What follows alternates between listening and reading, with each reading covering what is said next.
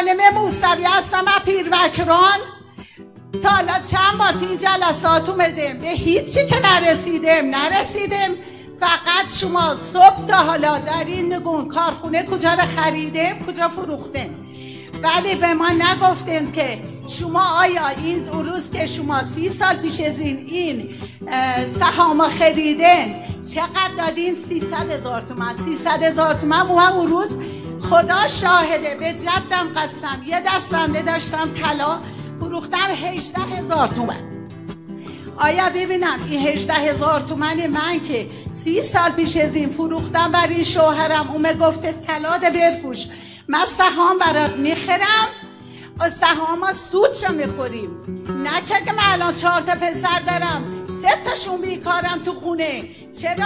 چرا شما میگوی 52 نفر ما توی شرکت ها داریم؟ آیا ببینم این 52 نفر با رضایت منه، با رضایتی آقایونه؟